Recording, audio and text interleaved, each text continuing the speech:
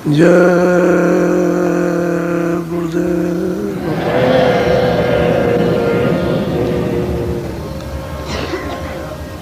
जय गुरुदेव नाम किसका?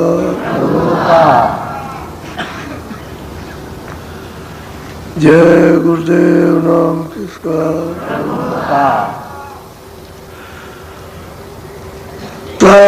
की जो महिमा है या उन देशों का कोई संकेत और इशारा जो महापुरुषों ने किया है, वो उसका यहाँ कोई चिन्ह नहीं मिलता। यही के इशारे जो यहाँ है उसी को दे करके समझाया जा सकता, क्योंकि वहाँ की चीज वो लुप्त हो गई और यहाँ पर जो है वो सूरत है। जो वहाँ से आई है वो तो सूरत है और शरीरों में जज्ब हो गई, खुलों में बंद होते होते अपना अस्तित्व उसका खत्म हो गया। अपनी पहचान, अपनी जानकारी अपने आप अब वो सूरत नहीं कर सकती है, तो उसका अंश तो यहाँ है लेकिन अंश वो खोलों में लय हो गया। मिट्टी का ढेला मिट्टी में फेंका जाए तो उसी का रूप हो जाता है। ऐसे ही सभी सूरतों का यह हाल हो गया। और ऊपर से जो नीचे उतार के मंडलों में जो सत्पुरुष ने सबको बैठाया, उतना ही उनमें भी रोनी आ गई, उनका भी प्रकाश घट गया, उनका भी उतना ज्ञान नहीं रहा जो सतलोक में था। ऐसे ही और नीचे उतारा तो उनका और प्रकाश कम हो गया। जैसे पार ब्रह्म को 10वें द्वार में बैठाया तो उसका प्रकाश भी कम हो गया, बोल भी कम हो गया, और ज्ञान भी कम है और शक्ति भी कम है। और त्रिकुटी में ब्रह्म को बैठाया, उनका उससे भी कम है, प्रकाश भी कम है, शब्द भी कम है और ज्ञान भी कम है, शक्ति भी कम है। ऐसे ही सहज जल कमल में ईश्वर को, खुदा को बैठा दिया, उनका भी ऐसे। तो ये सब नीचे ऊपर से, तो इनमें सब में कमी आ गई और सुरतें जितने भी आई उनकी और भी कमी हो गई। तो ना के बराबर, क्योंकि नीचे उतार दी गई जड़ता में। तो इनका तो कुछ और सवाल नहीं कि मैं कौन हूँ, मैं कहाँ से आई हूँ, क्या नहीं। इनको तो अपनी पहचान कुछ है नहीं है। लेकिन जब जिस समय पर इनको महापुरुष जानकार मिलते हैं और इनमें इच्छा जाग जाती है, तो इसी धार को जो नीचे है उसको उलट दिया और दरवाजे पर बैठ करके, आंतरिक द्वार है, दोनों आंखों के ऊपर में दरवाजा है, उसमें ले आके बैठा देते और कहते हैं इस पे बैठो और गंदगी को साफ करो, तो जो तुम्हारी धाराएं नीचे सूरत की फैली हुई ऊपर से बैठ जाएगी। और तभी तो बार बार ध्यान कराया जाता कि नीचे से उल्टा हो जाए। ऊपर देखो, सामने देखो, ऊपर देखो, एक जगह देखो और दरवाजे को देखो तो इधर से धार मुड़ेगी, जो नीचे को उसका हो गई ऊपर को होगी, तो धीरे धीरे धीरे धीरे सिमटाओ और निकास होगा, तभी दृष्टि का एकाग्र समूह बनेगा। अब इतनी दूर दराज से आए तो इन सब से निकलना बड़ा उसके लिए दुर्लभ है, क्योंकि वो तो महात्मा जब मिले तब तो मतलब यह है कि ये निकले और अपने आप तो ये कुछ नहीं कर सकते। अब सूरत की ये दशा और जो बीच में बैठे उनकी यह हालत है, और जो मालिक स्वतंत्र है वो तो अलग है ही, उसके लिए क्या। तो सब एक से एक। अब यही सूरत जब सत्य लोग सत्य देश में, अपने देश में जहाँ से इसका निकास हुआ, यानी आध घर तो वही है, सनातन तो वही है, सत्य देश, सत्य लोग, उसी को सच कहते थे, तो वही तो सनातन है अपना। तो जब ये वहाँ पहुँच जाए तो इन सब से जितने भी बैठे हुए हैं सबसे ज्यादा उसका प्रकाश है। जितना सूरत में प्रकाश है, बहुत सूरत में बहुत प्रकाश है। जब ये वहाँ पहुँचेगी तब, जब तक नहीं पहुंचती है तभी तक ये अल्प है, अल्पक है, असमर्थ है। और पहुंच जाएंगे तो इसको सब बल, सब समर्था, सब ज्ञान, सब शक्ति, सब कुछ, सब पहचान, आगे पीछे का बोध सब उसको हो जाएगा। वह इतना ही है ये। इसलिए महापुरुषों की शरण ली जाती है कि भाई हम उनकी शरण में हो जाए, अपना बोझा क्यों ला दे, उनके हो जाए, जो जैसा आदेश करें उसी का पालन करें तो उनके हो जाए। तो सूरज जब उनकी हो जाती है तो मतलब बाहर की क्रिया छूट जाती है, गौणंग हो जाता है, और गौण होकर के फिर वो अंतर्घाट पर समर्पित करती रहती है। अब इसीलिए दीन होते हैं लोग। दीन का मतलब है कि कुछ नहीं है, दीन से ज़्यादा और छोटा कुछ नहीं हो सकता। तो दीन हो जाते हैं, और दीन हो जाते हैं तो समर्पण हो जाते हैं। जो कुछ भी क्रिया करेंगे और वो साफ होती जाएगी। वो तो मैल रोज का रोज धुलता जाता है और सूरत आगे बढ़ती जाती है, धुलता जाता बढ़ती जाती है। अब आप अग्नि जला दीजिए, एक मोटी सी चीज़ है, अग्नि जलाइए, उसमें कुछ भी फेंक दीजिए, सब जलते जाएगा, सब जल जाएगा। कोई चीज़ फेंकिए आप उसमें जल जाएगा। जैसे मान लो लोहा डालिए तो गल जाएगा, सोना डाल दीजिए तो गल जाएगा। अब जो आग का भंडार जब जल गया तो कुछ भी फेंको जलता रहेगा, लकड़ी है ये वो सब जले। इसी तरह से सूरत में प्रकाश है कि उस पर कुछ भी पर डालो सब जल जाता है। जितने भी कर्म पाप है चाहे पुण्य हो, पाप तो होते नहीं है, जो पुण्य करते हैं दूसरों की सेवा सब जलते रहते हैं, तो उनसे भी छुटकारा रहता है। पाप तो करना ही नहीं, पुण्य करना।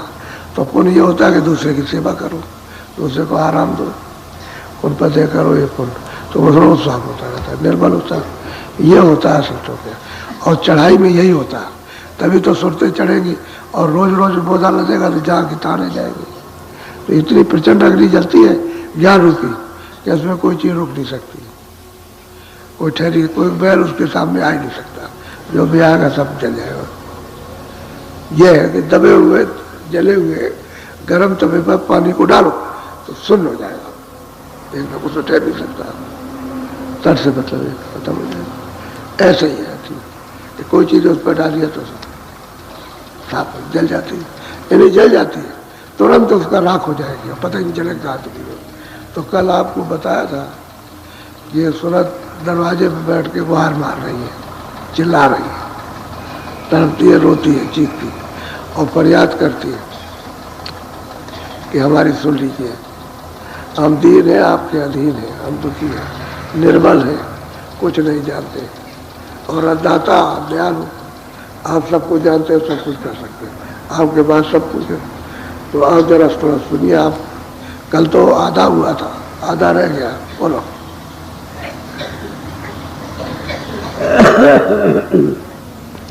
एक काहू सीख मान मन की तू छोड़ ठान, घोरों की गाते अगम जाने सब सद भेद ले पहचान, तेरी वो दी है अजान काम क्रोध त्यागिए। अब यह है, अब सबसे बड़ी बात तो यह है कि वह जाने, कुछ नहीं जानती है और आप समर्थ हैं।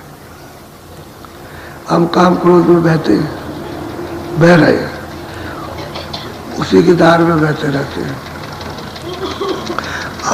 और आप दया कृपा कीजिए कि हमारी सूरत को सब जोड़ के संभाल लीजिए। हम तो अजान हैं, हमको तो सुध बुध है नहीं कि हमको कहाँ जाना, हमको कहाँ से आना था, कहाँ से आ गए, कुछ नहीं था। आप समर्थ हो, आप जानकार हो, तो हमको इन सब विकारों से हमको आप बचा लीजिए।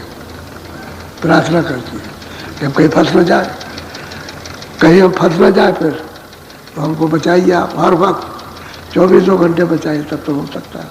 जब ये फरियाद उसकी पुकार है कि हम दुर्बल हैं, कमज़ोर हैं, अनजान हैं, और भाव नहीं, भक्ति नहीं, सेवा नहीं, कुछ नहीं है, और काम क्रोध लोभ मोह और मन मेरा चंचल है और दरवाजे में बैठता नहीं, तो आप समर्थ हैं, दया कर देगा। तो दया की भीख वो मांगती है। बोलो।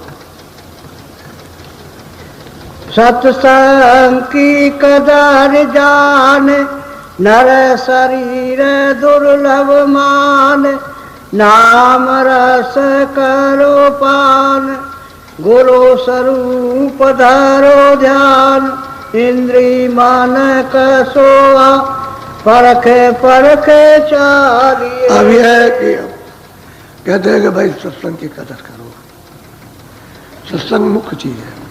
अगर उसकी कदर नहीं करोगे, उससे प्रेम सत्संग से नहीं करोगे फिर तो आपने वचन के, क्योंकि जो वचन उधर ले जाने के उनकी तो कदर करो कि हमको अगूढ़ भेज, और फिर यह है कि उनसे भेज लो और भेज लेकर के फिर भजन करो जो जुक्ति बताया उसको, और जिन जिन के लिए कहे कि इनका नाम लो, इनके रूप का ध्यान करो, तो वो अपने को करना। और फिर ये गुरु स्वरूप का ध्यान, क्योंकि गुरु इधर भी और बीच में भी, उधर भी मिलेंगे, इधर भी मिलेंगे, और जब घाट से ऊपर चलोगे तो उधर भी मिलेंगे, और उधर पुल पार भी मिलेंगे। जब तीनों को पुल पार जाओ तब भी, और फिर उसके बाद उधर मिलेंगे आप, तो वो सब जगह। और जब पहुंच जाओगे अपने आखिरी मंजिल पर घर में, तो वहाँ भी मिलेंगे। तो कहते हैं भाई गुरु स्वरूप का ध्यान करो। तो पहले तो हमको मालूम नहीं कि कैसे ध्यान होगा, तो बाहर से करो तो अंदर धसा देंगे। यदि गुरु से प्रेम करोगे, उनको याद करोगे, तुमको याद करेंगे, मोटी बात है। अभी किसी से प्रेम होता है तो आप उसको याद करते हो, आपको याद करते हो, एक दूसरे को याद करते हैं, प्रेम तो उसी का नाम। तो गुरु आपको याद करते हैं, आप गुरु को याद करते हैं, वो प्रेमी को याद करते हैं, प्रेमी उनको याद करता है। गुरु स्वरूप का ध्यान करो, और इंद्रियों के घाट पर परख परख करके नहीं चलो। ये ऐसा न होगा कि इंद्रियों घाट पर बह जाए, बहुमत इसी को कहते हैं निराकरण, कि परखते रहो कि हम किधर जा रहे हैं, किस घाट पर काम उठ रहा, किस घाट पर क्रोध उठ रहा, किस घाट पर लोभ है, किस घाट पर मोह है, किस घाट पर अहंकार। परख परख करके कदम रखो, और कितनी काम की जरूरत है, कितनी क्रोध की जरूरत, कितने लोभ की जरूरत, कितने मोह की जरूरत, कितने अहंकार की जरूरत, यानी कितना परखोगे और परख के चलोगे तब तो निकल चलोगे। परख परख के चलना। तो कहते हैं भाई शब्द का जो भेद दिया उस सबसे जुड़ो, गुरु स्वरूप का ध्यान बताया, गुरु स्वरूप का ध्यान करो, और अस्थानी स्वरूप का ध्यान बताया, अस्थानी करो, तो सबका, तो सबका करना है, तभी जाना है, क्योंकि मदद तो सबकी लेनी। जिसके देश में रहोगे तो उसका भी तो ध्यान करना है। तो 3 लोग का मालिक है, उसने ये सब बनाया और आपको ये शरीर दिया, और उसी का दिया हुआ सामान इसकी रक्षा के लिए आप इस्तेमाल करते हो, काम पे लेते हो, उसने दिया, तो आप उसका भी ध्यान कीजिए, आपको बिगड़ बाधा नहीं पहुंचाए, क्योंकि उस देश में रहते हो, उसके कानून में रहते हो। उसके कानून का उल्लंघन करोगे तो हमारे लिए मुश्किल हो जाएगा। तो जब उसका ध्यान करोगे, नाम लोगे, तो खुश हो जाएगा, तो आपको मतलब जल्दी अपने देश से निकलने का रास्ता दे देगा, बाधा नहीं पहुंचाएगा। इसलिए सबका ध्यान, ईश्वर का भी ध्यान, ब्रह्म का भी ध्यान, पार ब्रह्म का भी ध्यान, और फिर महाकाल पुरुष का भी ध्यान, सबका। और यहाँ जो आते हैं उनका भी ध्यान, क्योंकि उनके बगैर ध्यान के किए हुए वो रास्ता नहीं देंगे, बगैर उससे प्रेम किए हुआ रास्ता नहीं मिलेगा आपको।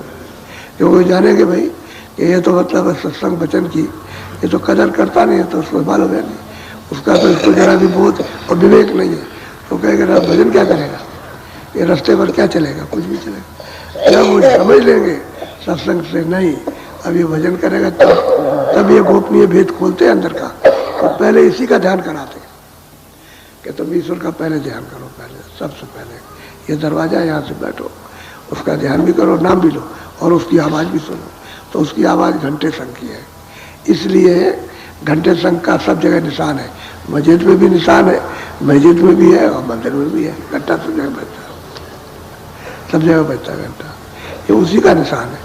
अब उसको अपने शब्दों में खुदा कह दिया तो आपने परमात्मा कह दिया, इसलिए कि जीवात्मा के परे वो बैठा हुआ, और किसी ने उसको मतलब ये घाट कह दिया, बस इतने। लेकिन घंटा सब क्या बज रहा, उसका निशान सबने रखा। घंटा वहाँ बजाते हैं मस्जिद में, घंटा बजता है चर्च में, और घंटा बजता है मंदिर में, निशान सब जगह। तो पहले इसी का कि तुम घंटे की आवाज़ सुनो और इसी के देश के कर्मों को साफ करो, क्योंकि इसके देश के ये पाप पुण्य इनको इसी की आवाज़ सुन के साफ कर दो, क्योंकि इन्होंने बनाया तो अपनी आवाज़ी से, आवाज़ी तो थी उनको, तो आवाज़ जब सुनाई थी कि भाई तुम ये बना दो, तुम लिख दो, तो उन्होंने वो लिख दिया। तो उसके देश के कर्म इसकी आवाज़ से, घंटे और शंख की आवाज़ से जुड़ कर दिया। घाट पर हो रही है, जब कान खुल जाता है तो साफ सुनाई देती है, और जब तक कान नहीं खुलता है तब तक स्पष्ट आवाज़ नहीं आती। ऐसा मालूम होता है कि ये है कि नहीं है, कभी मोटा कभी पतला कभी मोटा, लेकिन जब ये आवाज़ साफ हो जाएगी कान, तो फिर टन टन टन टन टन, तो ये जैसे बजता है ऐसा नहीं, घना घन, वो घना घन बजता, ये आवाज़ नहीं है जो मंदिर में बजाते हैं वो नहीं, उसकी आवाज़ तार नहीं टूटता, तार टूट जाए तो थोड़ा मुश्किल हो जाए, तार नहीं टूटेगा, इसमें तार टूट जाता है, उसमें तार नहीं टूटता। तो उसी आवाज़ को सुनो, साफ करो, इसी की आवाज़ सुन करके तो सफाई होती है कर्मों की, इन कर्मों की सफाई होगी इन कर्मों की, और इसी की आवाज़ से ये स्वर्ग वैकुंठ के कर्म उड़ जाते, वो भी साफ हो जाते। जो पुण्य अगर कुछ होगा तो वो साफ हो जाएगा। अब जब इसके देश के कर्म साफ हो सूक्ष्म, इससे साफ होकर सहजन कमल में उसका साक्षात्कार कर लेगी, तो जब ऊपर है तो उधर से आवाज आ रही है, आवाज तो इसी के यहाँ की है, लेकिन ऊपर से आ रही आवाज, ऐसा मालूम होगा बड़ा जोर का शंख बज रहा है, यानी आपको तो ये पता चलेगा सारी दुनिया में सबको सुनाई देगा, लेकिन अब सबको सुनाई नहीं देगा, जिसके कान खुल गए उसी को सुनाई देता है, लेकिन आपको प्रतीत होगा सब सुन रहा है इसको, तो उसके पास कान नहीं है, जब अंदर के कानों पे मैल जमा तो सुनाई देगा, और ऊपर से आ रही है मतलब है कि गरज गर्जन आ रही है, जब उसको सुनेगा तो कारण कर्म को साफ करेगा, जब तक वो कारण कर्म साफ नहीं होंगे तब तक मतलब छुटकारा नहीं हो सकता। तो चारों कर्म अलग अलग अपने अपने देश में उस तत्व में जमा रहते, जबकि सूर्य से जाती है उस तत्व में तो उसका फल भोगती है, और फिर वहीं से उतार दी जाएगी नीचे।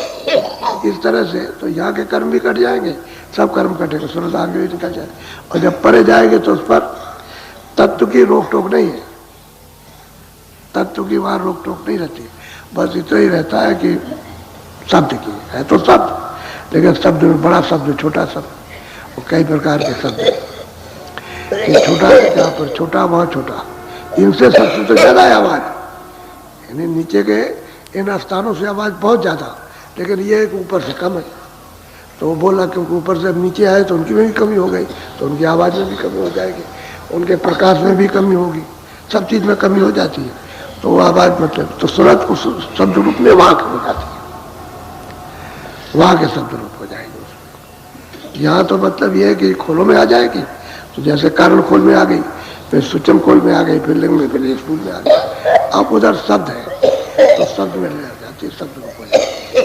तो असल में बात यह है कि जब तक ये न करे तब तक इसके देश के कर्म नहीं जाए। तो उपासना, इसी को ध्यान को नाम लेने को ही उपासना कहते हैं, इसी का नाम है सच्चा ध्यान और सच्ची उपासना। और बाहर से अगर कुछ करते रहो आप, क्या उसके लिए कोई अर्थ ये नहीं है, अंतर घाट पर बैठ करके दृष्टि से उपासना होती है, तीसरी दृष्टि से।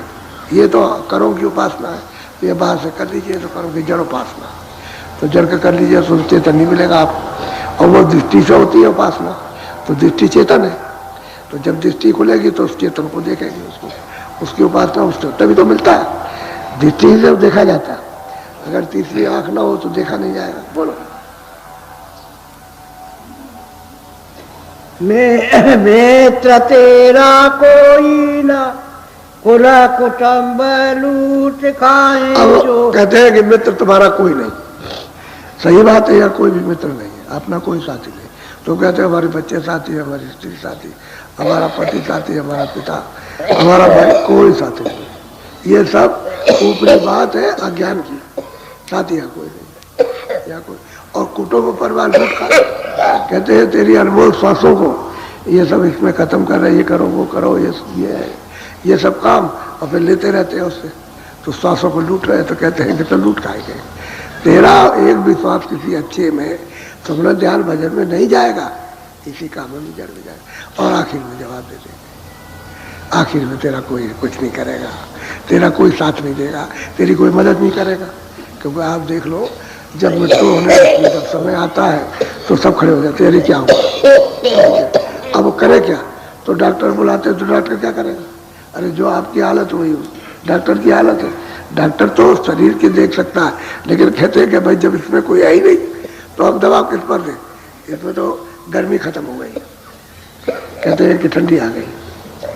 तो वो ढुकुर ढुकुर ढुकुर ढुकुर यहाँ गले में ढुकुर ढुकुर ढुकुर ढुकुर जरा जरा, इधर तो बंद हो गया, यहाँ होता रहता। और उसको इस खिंचाव में, इसमें जबरदस्ती खिंचाव में उसे खुशी नहीं कि आप क्या कह रहे हो, कौन खड़ा है, कौन क्या बोल रहा, न सुनना, न बोलना, न देखना, न समय, कुछ नहीं। वो बस ढुकुर ढुकुर, अब इधर से तो सब खिंच गया। और डॉक्टर ने कहा कुछ अब इसको तो कोई दवा काम नहीं करेगी। अब सब खड़े हो गए, सबके सब, किसी का कल काम। अब बताइए क्या साथ देंगे उनका? तकलीफ तो उसको बेइंतहा, जो लिखने में नहीं आ सकती, जलने की तकलीफ, मरने की, जो कहा नहीं जा सकती, इतनी तकलीफ है। तो ही कहते हैं कि भाई कुटुंब परिवार तुम्हारे मतलब अनमोल धन को लूट खाएंगे। अनमोल धन श्वास है, सोना चांदी नहीं, हीरे जवाहरात नहीं है, लेकिन अनमोल श्वास है कि तुमने इसमें लगा दिया था। और तुम कहते हो मेरे मित्र हैं, मेरे साथ, मैं इनके साथ जाऊंगा, ये मेरे साथ जाएंगे। न तुम इनके साथ आए और न इनके साथ जाओगे। होशियार हो, मित्रता करो, होशियारी से करो कि ठीक है हमारे मित्र है। दो दोस्त थे, मुसलमान थे, दोनों आपस में दोस्त थे, तो आपस में हमेशा पास रहते थे। कोई ऐसा हो गया होगा, एक दोस्त के पास जमीन कम थी, तो उसने कही किसी गांव में जमीन ले लिया, तो अब दूर हो गए। अब वो कभी मतलब साल में कभी 2 साल मिले, तो फिर एक दूसरा किसी के यहाँ गया नहीं, तो उनको बहुत दिन गुजर गए, 10-20 साल हो गए। कह लगे भाई हमारे ऊपर मुसीबत आई है, चलो अपने दोस्त के यहाँ चले।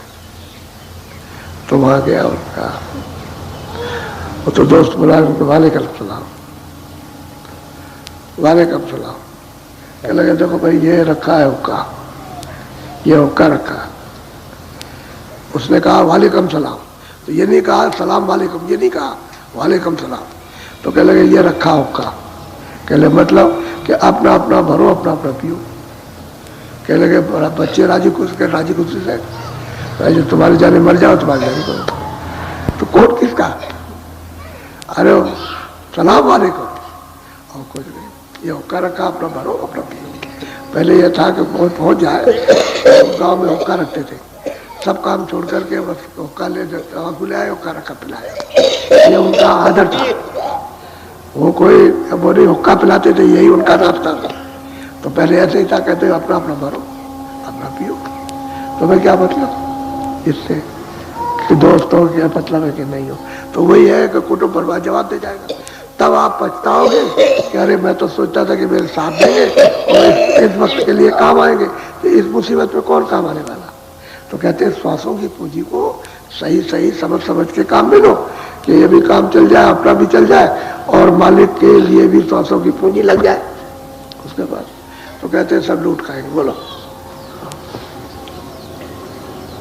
जन्म जन्म नरक, वहां जलमते मरते जलमते मरते। और जमराज त्रा यात्रा दे, तरह तरह की जमपुरी में लाकर यात्रा दे। अब ये बताओ वहां कौन सुनेगा जाकर? वहां तो उनकी आवाज लाखों कोस पे आती है, और यहाँ अगर किसी के कान में पड़ जाए तो तुरंत पागल हो जाए, ऐसी भयंकर आवाज उनकी होती है। तो वहां त्रास देते हैं तरह तरह की वहां जाकर के। अब इनमें से कोई रिश्तेदार, भाई बंधु कुटुंब या अपने अच्छे बच्चे, ये पति पत्नी कोई जाते हो,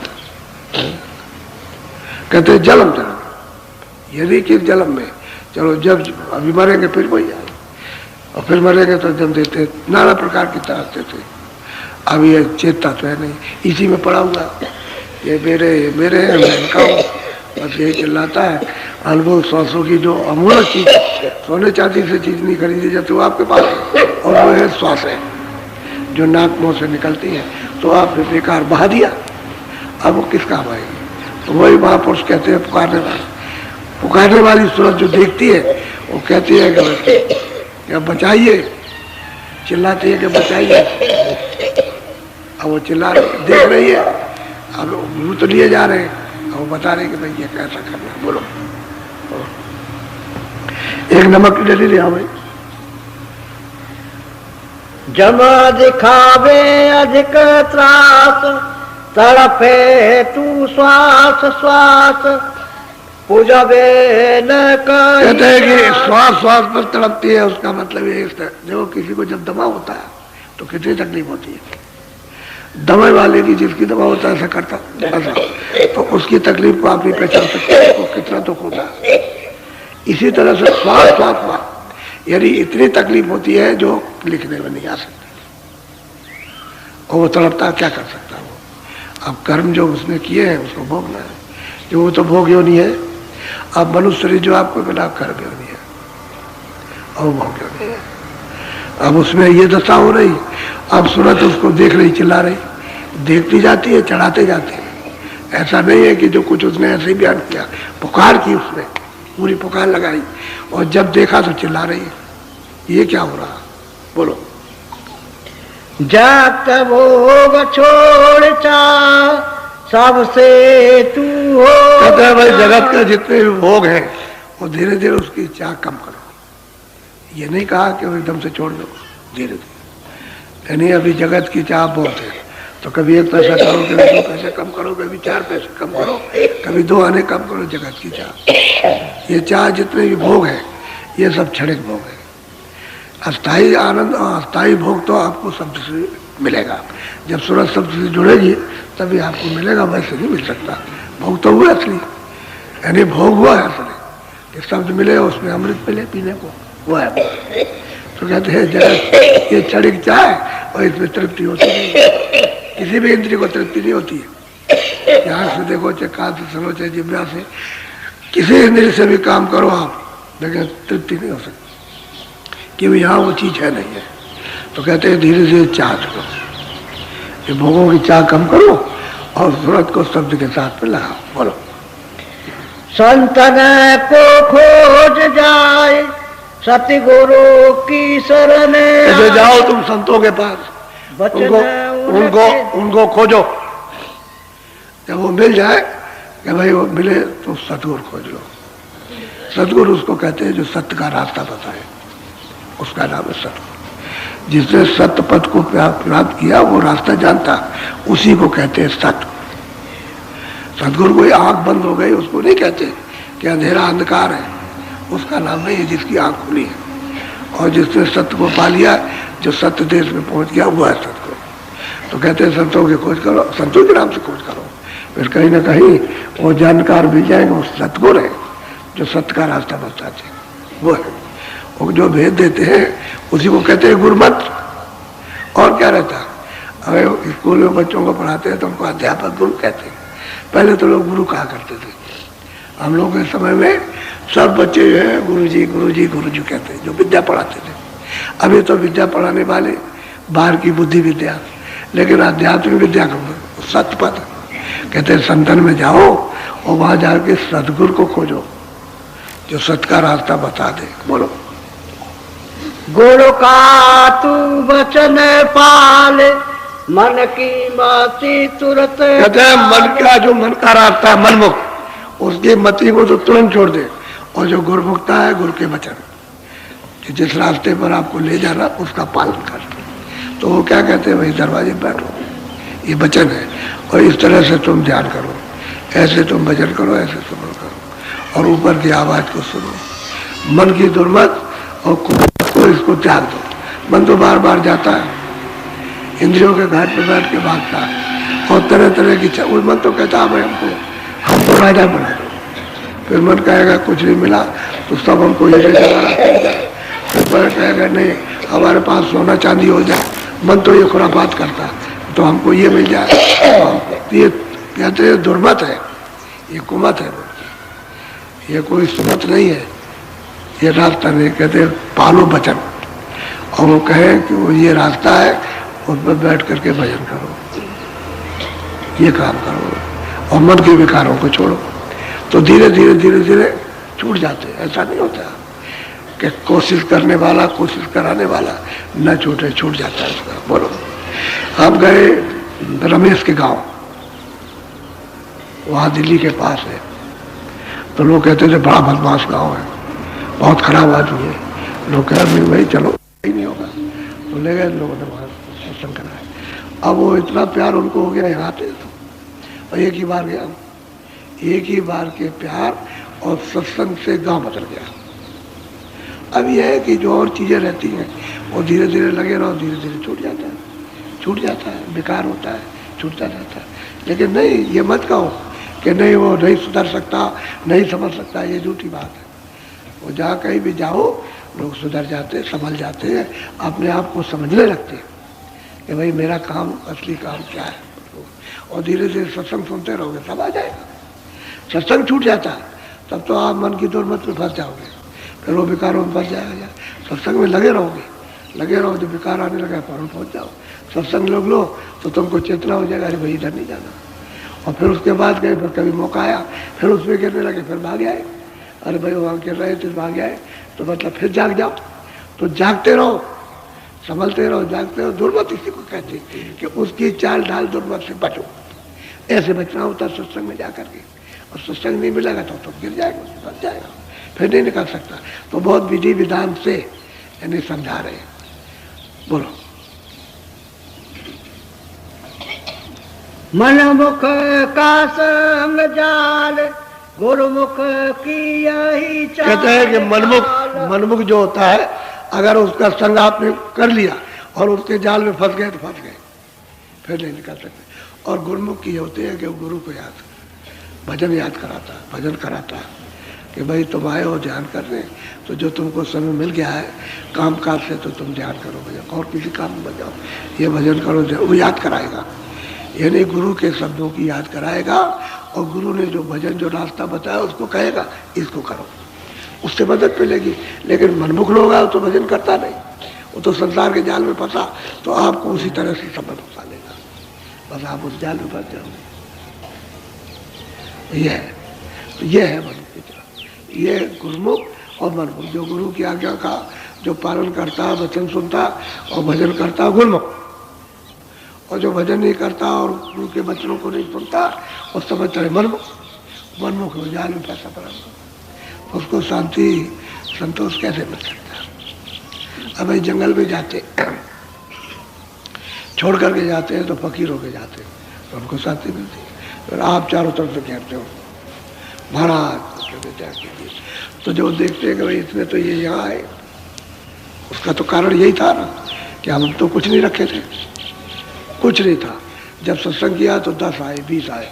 शुरू में जब भंडारा हुआ तो हमारे स्वामी जी महाराज के और परिचित के सत्संगी और बाहर के जितने कुल 40 आदमी आए भंडारे गुरु महाराज के, वहाँ कृष्णनगर में। फिर दूसरी साल में 5 आदमी अपने भी लोग रहे, और उसके बाद में जो और बात आए। अब ऐसे अब आप इतने हो गए, तो अब ये बताओ यहाँ ऐसे पड़े रहोगे और कोई व्यवस्था नहीं होगी तो फिर बताओ कैसे होगा। हमारे लिए तो झोपड़ी ठीक है, हम तो अकेले। जब आप आ जाओ तो आपको भी झोपड़ी चाहिए, इनको भी चाहिए, इनको भी चाहिए। असली चीज़ ये है कि ये सब चीज़ें समझ के, लेकिन वो तो जंगल में रहते हैं, और जंगल में रहते हैं आबाद हो जाता है। क्यों? कोई महात्मा के घर उसके पास जाओगे तो वहाँ आबाद हो जाएगा। वो तो अकेला है, वो तो बिल्कुल अलग है। जब अकेला रहेगा तो कोई नहीं। मैं एक दफे गया सुतीचर ऋषि आश्रम, जब गुरु की खोज के पहले, तो हमने कहा भाई शायद वही महात्मा होंगे। तो वहाँ सुतीचर ऋषि चित्रकूट, अब सुइया के जाने ऊपर जाते हैं तो बहुत दूर पैदल चलना पड़ता है, और पहाड़ों की चढ़ाई ऊपर चढ़ करके, और उसके ऊपर में फिर ऊपर जाके जमीन है, और फिर जंगली जंगल है। तो वो चलते गए तो सुतीचर ऋषि आश्रम। अब वो कब का है सुतीचर ऋषि आश्रम? आगे सरगुरु ऋषि आश्रम है। तो वहाँ लोगों ने बताया कि चले जाओ 4, यानी यहाँ से 4 कोस मिलेगा। तो वहाँ गए तो जंगल में इधर उधर पहाड़ियाँ, चारों तरफ दूर पहाड़ियाँ, और बीच में मैदान था। तो उसी मैदान में कहे देखिए ये है सुतीचर ऋषि आश्रम। तो जमीन से पानी बह रहा, नीचे से निकल रहा, अपने आप झरना जा रहा और बह के चला जा रहा। एक झोपड़ी बनी थी वहाँ ऊपर, मचान बना था उस पर। तो हमने कहा ये तो बहुत अच्छा है, बहुत अच्छा है। तो उस समय पर हम फलार करते थे, ये अनाज खाना छोड़ दिया था कि फलाहार करेंगे। ऊपर झोपड़ी थी और रात को कोई रहता नहीं था। हमने कहा भाई ये तो बहुत अच्छा है। तो कुछ नहीं, जो भी कुछ आया था नाम अपना कुछ लेते रहे तो बैठे रहे वहाँ आप लोग। अब वहाँ कुछ नहीं है, बस वही झोपड़ी है और 4-5 अमरूद के पेड़, और कोई महात्मा वहाँ आया होगा, रहा होगा, तो शकरकंदी लगा गया था। तो हमने कहा ये बहुत अच्छा, कुछ दिन यहाँ रहेंगे। तो वहाँ रहते हैं जंगल में अकेले। एक आदमी ने देखा कि यहाँ कोई इस पर रहता है, दूर गांव का। तो देखिए उसके नियम को आपको मैं बताता हूँ कि हमसे तो कुछ बोलता नहीं था। एक दिन दूध ले आया, तो सामने उसने दूध रख दिया। फिर एक दूसरे दिन आया तो एक हांडी ले आया, उसी लोटे से हांडी ले आया, लोटे से उसने दूध डाल दिया। अच्छा, फिर तीसरे दिन आया और 1:05 पर आता था। हमने सूरज की रोशनी से चिन्ह लगाया कि देखे समय से आता कि नहीं आता। तो 1:05 पहुंचा, उसके पास तो कोई घड़ी नहीं थी। अब आया, उसने टांग दिया हांडी टांग दी, उसमें दूध डाल दिया और उसको टांग देता था और चला गया। हमसे कभी नहीं बोला, उसने कभी नहीं कहा। कभी हमने अमरूद खा लिया, कभी शकरकंदी निकाल करके, कभी कच्ची खा ली, कभी मतलब जंगल था वहाँ तो मतलब लकड़ी ला करके भूंज लिया और उसको कह दिया। हम 6 महीने रहे वहाँ अकेले जंगल में। तो सूती चढ़ रही थी आज, वहाँ बना कुछ नहीं, कोई मकान नहीं बना। अगर तो लोग कहने लगे कि अगर वो महात्मा चले नहीं जाते तो यहाँ पर मकान बन जाता, क्योंकि उन महात्मा के आने पर लोग यहाँ आने लगे थे। पहले यहाँ कोई नहीं आता, यहाँ गांव के लोग नहीं आते थे, लेकिन उन महात्मा रहते थे यहाँ। तो फिर वो जब देखा कि लोग आने लगे तो छोड़ के चले गए, पता नहीं कहाँ गए। तब तक उन्होंने हमको देखा, तो हमने कहा भाई वही मेरे साथ हालत होगी, मैं तो निकला हूँ कुछ खोजने के लिए और ये मुझे फंसा लेंगे यहाँ पर। बस वहाँ से चल दिया बस। तो गुरु की खोज में यानी तरह तरह के दृश्य देखने को मिले और सब भोगने को मिला। कई महात्माओं का कि भाई वो बड़े बड़े महात्मा है, चलो वहाँ चलेंगे तो वहाँ भंडारे हो रहे हैं। तो ये खोजना पड़ेगा। कहते हैं संतों की शरण जाओ और वहाँ फिर गुरु को खोजो, उनकी तलाश करो तो मिल जाएगा। कहते खोजना तो पड़ेगा, बगैर खोजे नहीं होगा। चाहे वो खोजो तो आपको मिल जाए, रास्ते में मिल जाए, और अगर आप खोजो तो आपको बुला ले।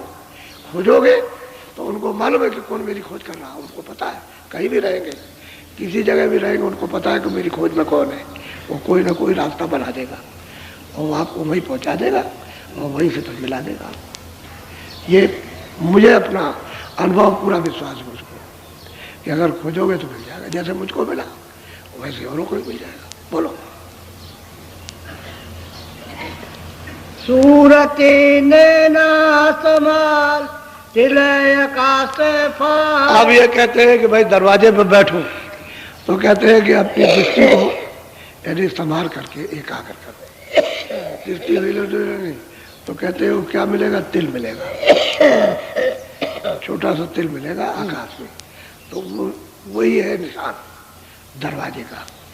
क्योंकि अगर उस निशान पर आप दृष्टि को जमा के रखोगे तो कहते हैं कि दृष्टि को संभाल के रखो, संभाल के ठहरा के। अब उस समय की भाषा है कि संभाल के रखो, ठहरा के रखो। दृष्टि हिलो ढीले नहीं तो तिल खुल जाएगा, वो तिल फट जाएगा, ऐसे हो जाएगा, इस तरह से खुल जाएगा। जब दरवाजा खुलेगा तभी तो आपको कुछ दिखाई देगा, तभी तो मिलेगा कुछ। और आकाश ऐसे रहेगा, आप आकाश के अंदर ऐसे घूमते रहोगे ऐसे, तो फिर अंधेरा रहेगा और उसमें कुछ मालूम नहीं रहेगा। इसलिए कहते हैं दृष्टि को संभाल के तिल पर देखो, यानी तिल पर दृष्टि को जमाओ, वो दरवाजा हो जाएगा। दरवाजे के अनुसार ही हो कि भैया दरवाजा है, यहाँ देखो जरा सा बोलो, दरवाजा बोलो।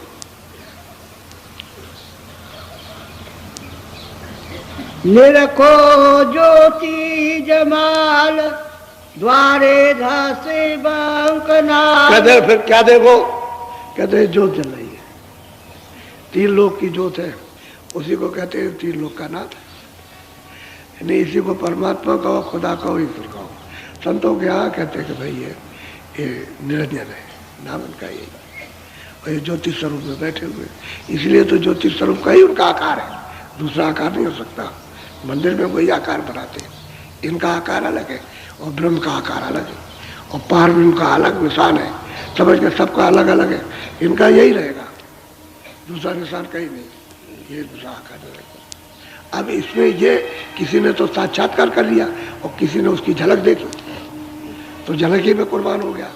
कहते हैं कि इसकी ज्योति देखने से बड़ा मामूली ज्योति तो नहीं है, जो 3 लोक का मालिक है उसकी ज्योति कम नहीं, कितना उसमें प्रकाश है और कितनी उसमें किरणें हैं, और क्या क्या जुदा जुदा तीनों लोगों का अलग अलग ये काम दे रही, वो तो वहाँ दिखाई देता है कि ये किरणें इस लोक का काम देती है, ये किरणें इस लोक का काम देती है, ये स्वर्ग का वैकुंठ का काम, ये इसका काम, ये मृतलोक का काम दे रही, अलग अलग है, धाराएं हैं उनकी, इसलिए वो कहते हैं ज्योतिष स्वरूप है। बड़ी धाराएं गिनने में नहीं आ सकती, तो ये कहते हैं कि वो दिखाई देते। जब वो देखोगे तब आप ऊपर रास्ते में धसोगे, तो कहते हैं बंकडाल का टेढ़ा रास्ता है। तो जब तिल पर जमाओगे तभी तो अंदर धसोगे, तिल खुलेगा तब तो आँख खुलेगी, और तिल नहीं खुलेगा तो आँख भी बंद है, तीसरी आँख बंद रहेगी। तो कहते हैं दृष्टि को संभाल के तिल पर जमा करके रखो तब ये काम बंद। बोलो।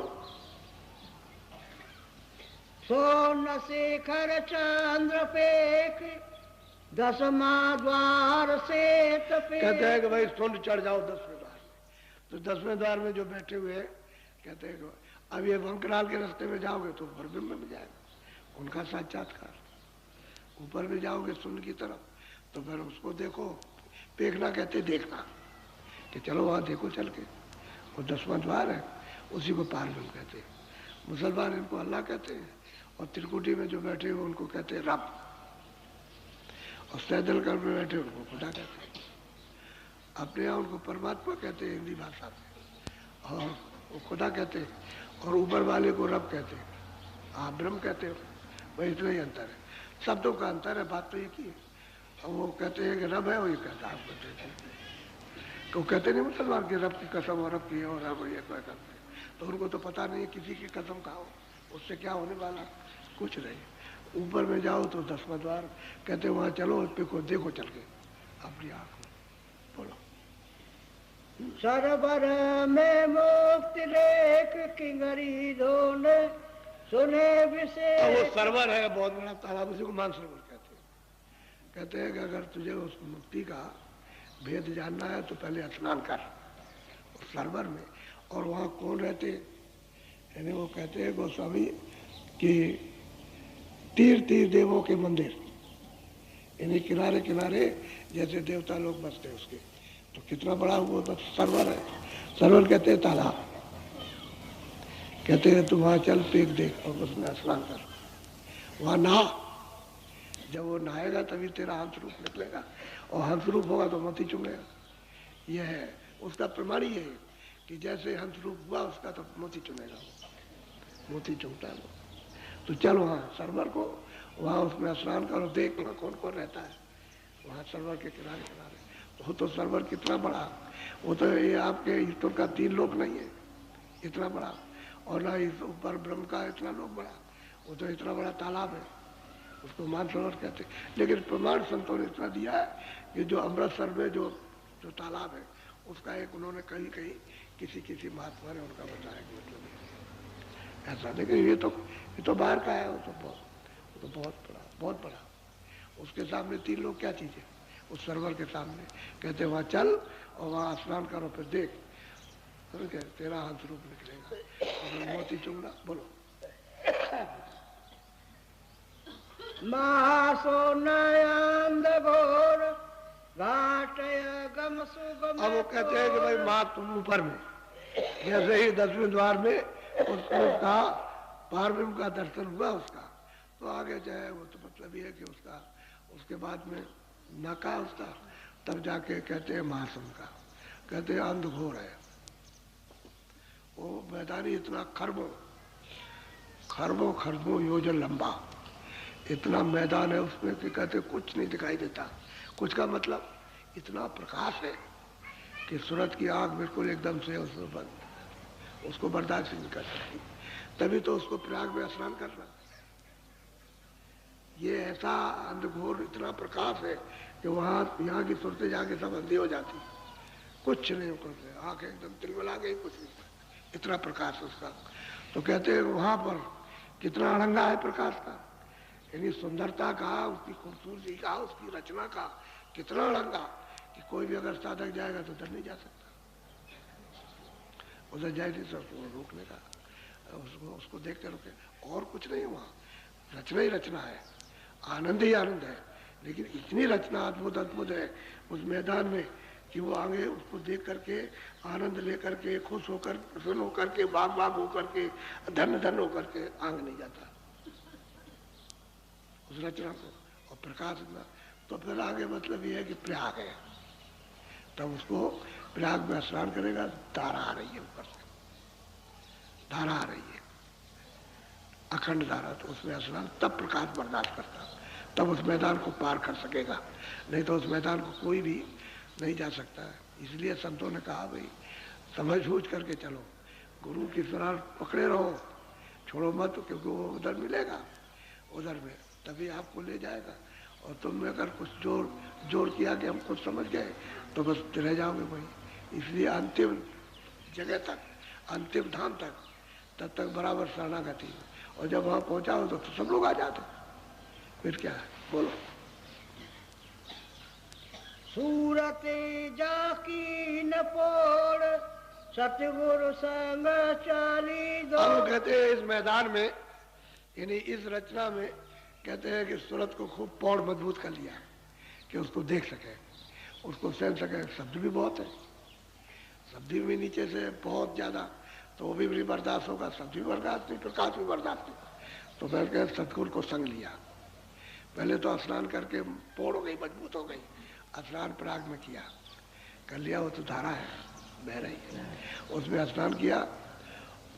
उसमें इतना प्रकाश है कि इतना प्रकाश उस धारा में आ रहा कि जितना प्रकाश महासुन के मैदान में नहीं है। तो सीधा यहाँ उसे बर्दाश्त कर ले, फिर बस खोल करके फिर देखे चल के। तो कहते हैं सतगुरु इसमें साथ चलेंगे, नहीं खरब जोजन नीचे और खरब जोजन दाएं और खरब जोजन इधर और खरब जोजन ऊपर चले जाओ, उसका कोई पता नहीं चलेगा, कुछ नहीं मालूम। ये ऐसा मैदान है इस तरह का। अब ये भेद अंदर का है, चढ़ाई में तो दिखाई देता है और सुनाई देता है और सूरज सब देखती है, लेकिन अब ये यहाँ से वहाँ का वर्णन नहीं हो सकता, क्या बताया जाए। अब यहाँ कोई चिन्ह मिलेगा, उसी की एक नमूना कोई मिसाल दी जाएगी, तो भाई ऐसा है, ये नहीं है, लेकिन मिलता जुलता, वो बहुत बड़ा है, ये छोटा है।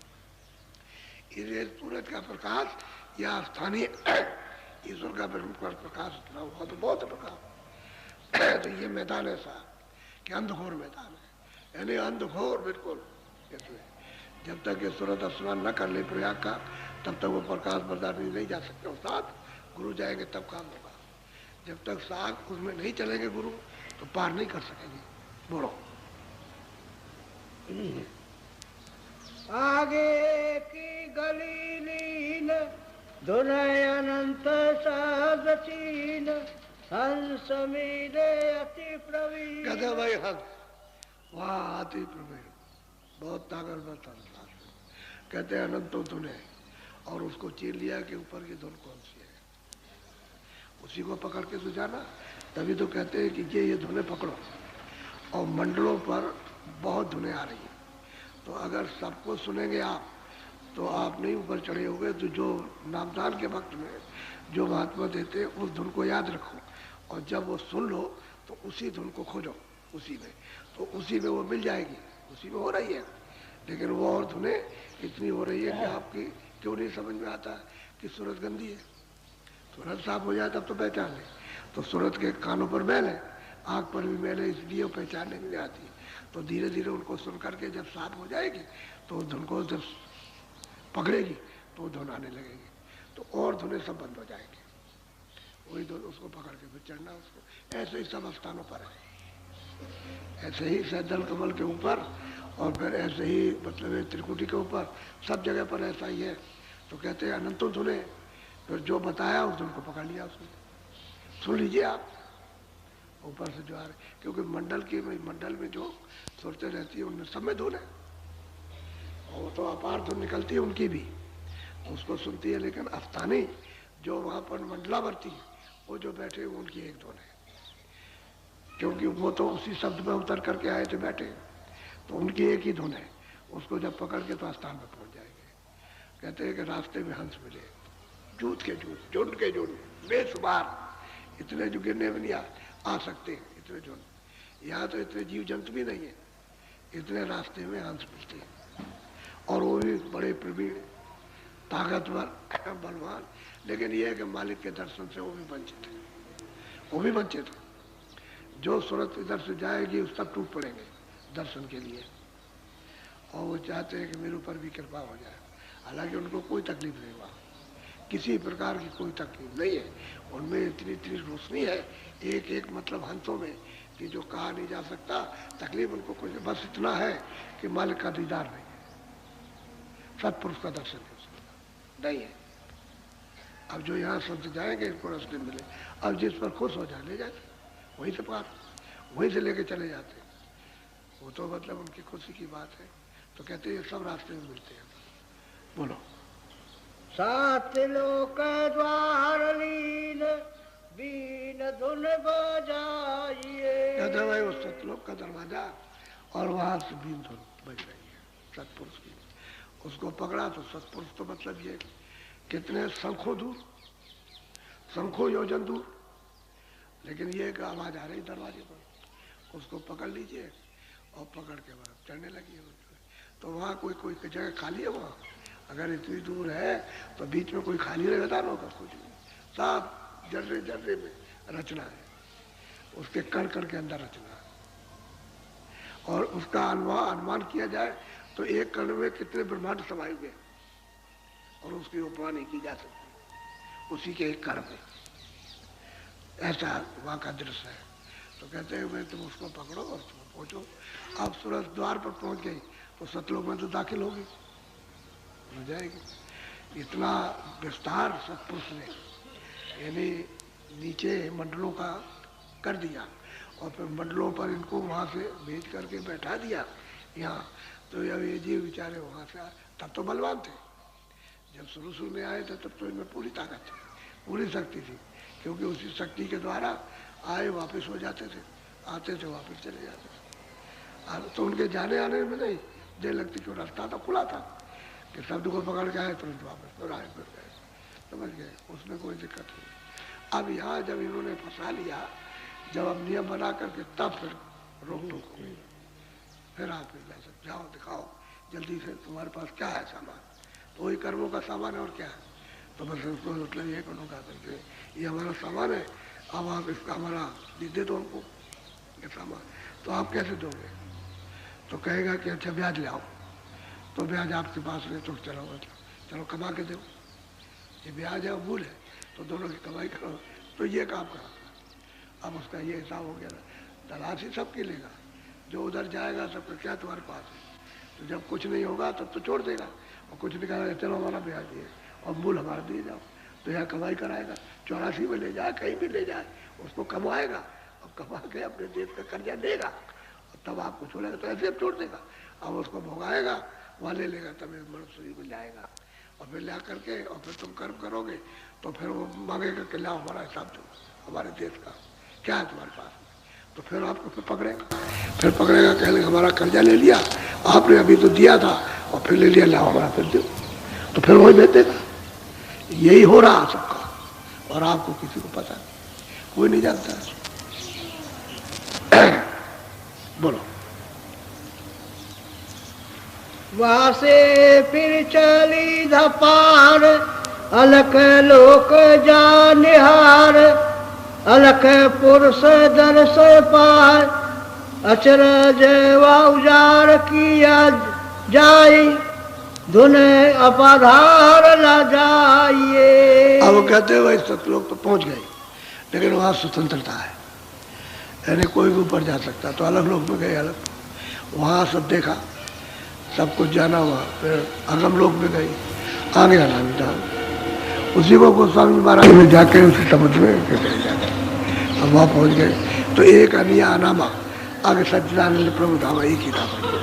गोस्वामी जी महाराज रामायण में कहते हैं वो एक ही था, पहले कोई नहीं था, पहले वही था, यहाँ कुछ भी नहीं था, न सतलोक था, न ये सब कुछ था, न अलग लोग था, न अगम लोग था, बस वही एक था, एक अनिया अनामा, और कुछ भी नहीं था। वो तो आपकी अब रामायण का भेद नहीं जानो तो उसके लिए कोई क्या करेगा, वो तो भाई महापुरुषों की बात उनकी बनाई है, तो उन्होंने, यहाँ का तो कोई हाल लिखा नहीं है। वो तो जंगल पर्वत बड़े बड़े वन उपवन वो तो ऊपर के लिखे। अब उसकी छाया है तो इसमें भटकते रहो आप छाया में। ये तो उसकी ऊपर की छाया है। ये जो भी मसाला है आपको दिखाई देता ये सब उसकी छाया। कोई वो पेड़ पालो आकाश जमीन ये वो कोई सामान है ये बना आदमी ये सब उसकी ये छाया। तो छाया में फंसे रह जाइए आप। लेकिन उधर कुछ और है इधर तो छाया के लिए दीवाने और पागल। तो कहते हैं भाई फिर वो जा करके फिर वो अनामी पथ में पहुँचे। फिर पहुँच गए। अब वो प्रेमी गुरु महाराज लिए जा रहे हैं और ले जाकर उन्होंने पहुँचाया। तो यहाँ से उठा करके ले गए। अब जब वहाँ पहुँच गया तो यहाँ आने और जाने में क्या देर लगती। छिन आओ छिन जाओ छिन आओ छिन आवे और छिन जाए। छिन कहते हैं सबसे छोटा समय उसी में जाते और आते जाते। ये तो अब इन भेद को महात्माओं को कौन जान सकता। कोई जानने किसी के पास बुद्धि है। अरे किसी के पास में अकल है तो आप बाहर की चीज़ जानते हो उसको नहीं जानते। इसलिए कहते हैं तुम सत्संग में दाखिल हो प्रवेश हो जाओ बचनों को सुनो तब महात्माओं की फिर कदर होगी कि भाई किसको हमको खोजना है किसकी हमको तलाश करनी है। तो आप उसकी खोज तलाश उसके पास जाओ तो वो बता देगा रास्ता। फिर मदद तो वो सब करेगा लेकिन आपको बताएगा भाई ऐसे ऐसे धीरे ऐसे ऐसे चलो ऐसे तो उसके निकलने का साधन बताएगा। जबरदस्ती निकालोगे ना तो अभी रो पड़ोगे चिल्लाओगे अरे हमको कहाँ खींच रहे हो क्या कर रहे हो। वो नहीं धीरे धीरे तुम अपनी इच्छा से निकलो समझ के वो जोर नहीं लगाएगा क्योंकि तुमको इधर कुछ नहीं है चलो निकलो और इधर चलो तो इधर तुमको रस मिलेगा। तो समझाते समझाते समझाते तब आकर के तब जब उसको रस मिलने लगता है तब अपने आप बोलने लगता है हमको तो बहुत ठीक है ये तो कुछ नहीं था वही सब कुछ। तो प्रेमीजन मुड़ जाता है फिर साधन मिलने लगता तब चढ़ाई होती है। इसको पकड़े रहोगे ऐसे कि छूट रह जाए के तो वो तब तक बाधक है।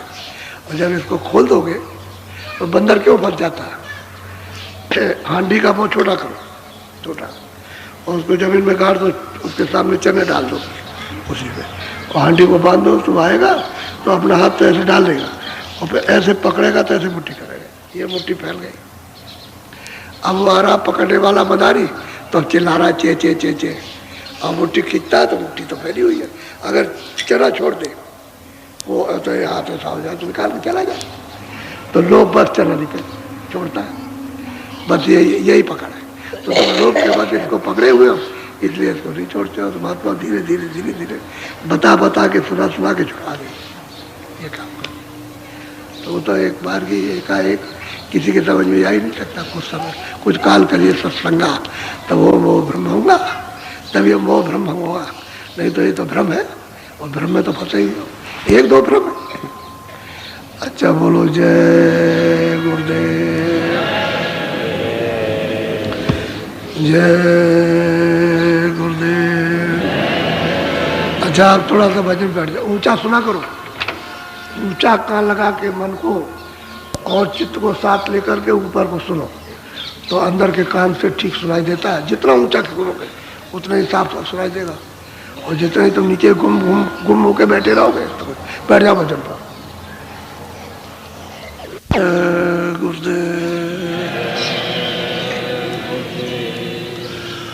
अब देखो दिवाली आ रही है पास में तो दिवाली के वक्त में बहुत लोग आएंगे ऐसे ही हमको सूचना मिल रही है काफ़ी आ जाएंगे। अच्छा कोई रात को कोई आया हो नया और कोई इक्का दुक्का जाने वाला हो तो जरा बाहर आ जाओ जल्दी आ जाओ बाहर। बाकी लोग जो है थोड़ा ध्यान पे बैठ जाओ बैठो जरा ध्यान पर बैठो 5-7 मिनट बैठो आंखों को बंद करो ठीक से और सामने देखो।